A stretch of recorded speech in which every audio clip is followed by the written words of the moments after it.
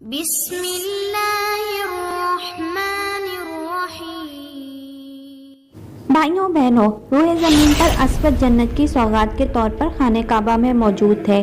اسی طرح اللہ کے پیغمبر حضرت سلیمان علیہ السلام کی انگوٹھی کے بارے میں یہی بات کہی جاتی ہے کہ اس کو اللہ نے جنت سے زمین پر اتارا تھا، لیکن اس انگوٹھی کے بارے میں اب تک یہ باتیں راز ہی ہیں کہ حضرت سلیمان علیہ السلام کی وفات کے بعد یہ کس کے پاس پہنچی اور دوبارہ سے کس کے پاس یہ آشکار ہوگی۔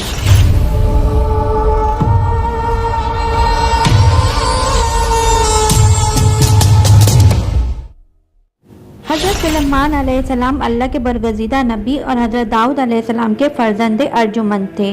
والد کے انتقال کے بعد کم عمری میں ہی تخت نشین ہو گئے تھے۔ آپ علیہ السلام کا سلسلہ نسب حضرت ابراہیم علیہ السلام سے جا ملتا ہے۔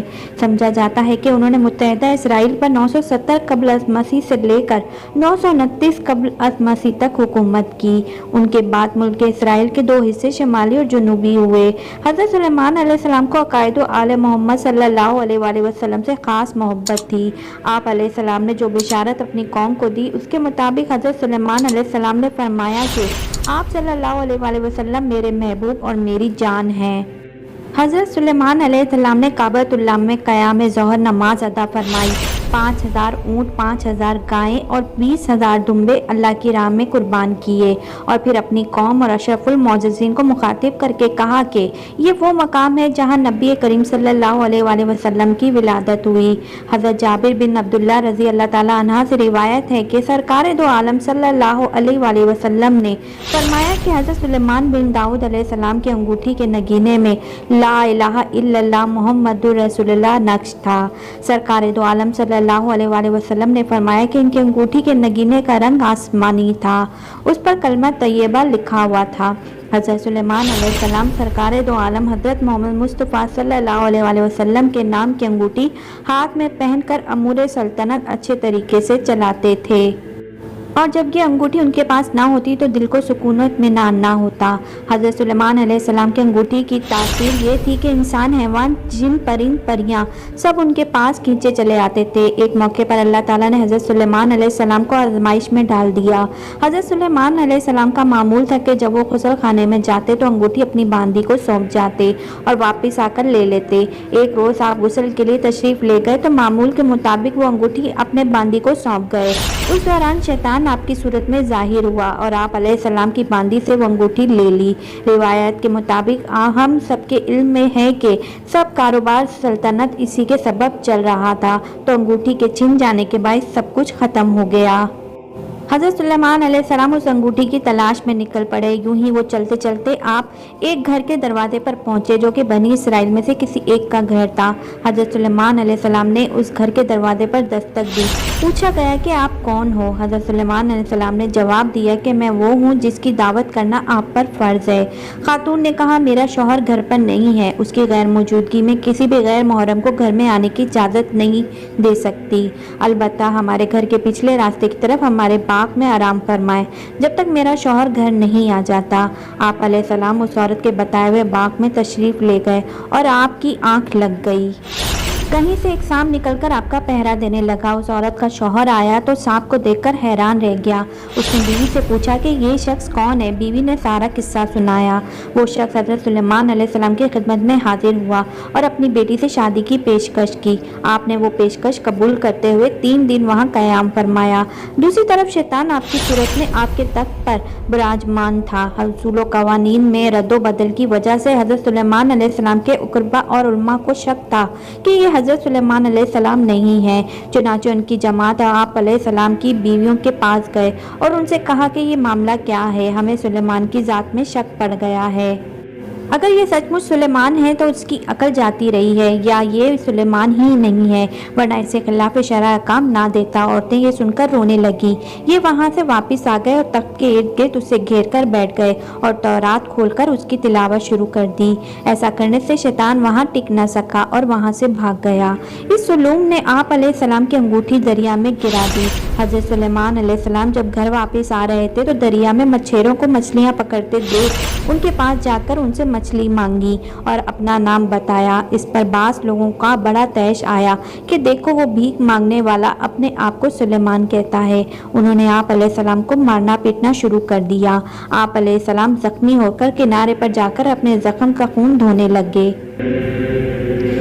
بعض ماہی گیروں کو آپ پر رحم آ گیا۔ ایک سائل کو خام خواہ مارا گیا ہے، جاؤ بھائی اسے 2 مچھلیاں دے آؤ، بھوکا ہے بھون کے کھائے گا۔ چنانچہ وہ مچھلیاں آپ کو دے آئیں۔ بھوک کی وجہ سے آپ اپنے خون کو بھول گئے اور جلدی سے مچھلی کا پیٹ چاک کرنے بیٹھ گئے۔ اللہ کی قدرت سے اس کے پیٹ سے وہ انگوٹھی نکلی۔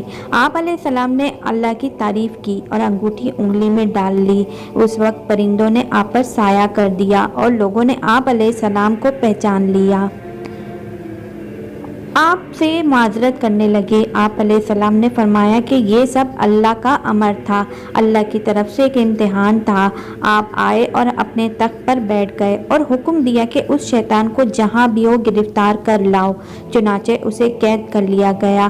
آپ نے اسے ایک لوہے کے صندوق میں بند کیا اور کفر لگا کر اس پر اپنی مہر لگا دی اور سمندر میں پھینکوا دیا، جو قیامت تک وہیں قید رہے گا۔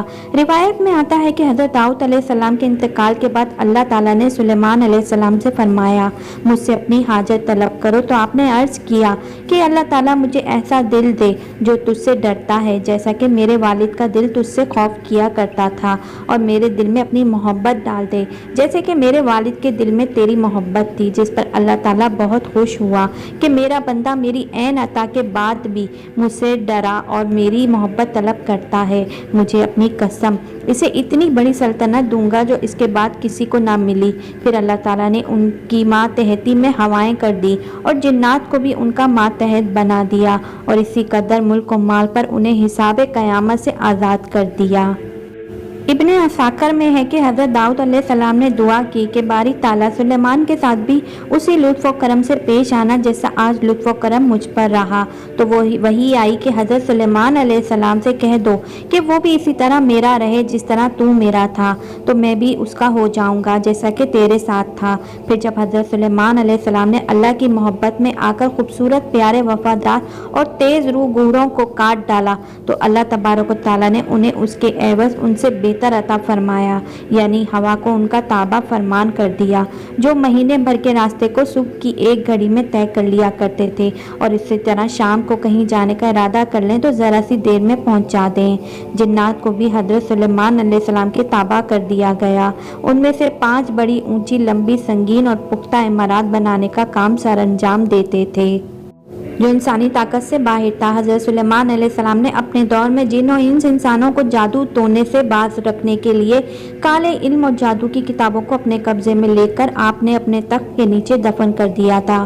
سلطان صلاح الدین ایوبی کے دور میں بنی اسرائیل کے ٹیمپلز وہ کتابیں سرنگ کھود کر نکالنی تھیں، اور یہ قوم اب بھی اس تلاش میں ہے کہ یہ اس انگوٹھی کو حاصل کر کے دنیا پر حکمرانی کا خواب پورا کر سکیں۔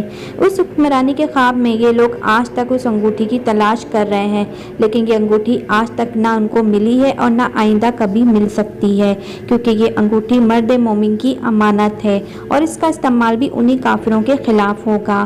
چونکہ حضرت سلیمان علیہ السلام کے پاس یہ انگوٹھی حضرت داؤد علیہ السلام کے ذریعے آئی تھی، تو عیسائی اسے حضرت داؤد علیہ السلام کی ملکیت سمجھتے ہیں، جبکہ مسلمانوں کے نزدیک یہ حضرت سلیمان علیہ السلام کی ملکیت ہے۔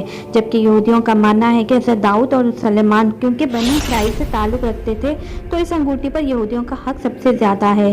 اسرائیل کے پرچم میں 5 کونوں والا ستارہ، جسے لارڈ آف دی ایجٹ کا نام دیا گیا ہے، یہ بھی دراصل اس انگوٹھی کی شبیہ ہے۔ بہرحال حضرت سلیمان علیہ السلام کی وفات کے بعد یہ انگوٹھی کہاں گئی، اس کا علم اللہ کے سوا کسی کو نہیں ہے، لیکن مختلف روایات میں یہ بات آتی ہے کہ قیامت کے قریب یہ انگوٹھی دوبارہ سے ظاہر ہوگی، اور اس پر لگی حق کے تعالیٰ کی مہر کے باعث یہ حق و باطل کو الگ الگ کر دے گی۔ بھائیوں بہنوں، تو یہ تھی ہماری آج کی ویڈیو۔ آپ کی رائے اس حوالے سے کیا کہتی ہے، یہ ہمیں کمنٹ باکس میں ضرور بتائیے گا۔ انشاءاللہ اگلی ملاقات ہوگی اگلی ویڈیو میں۔ جب تک اپنا خیال رکھیے گا۔ اللہ نگہبان۔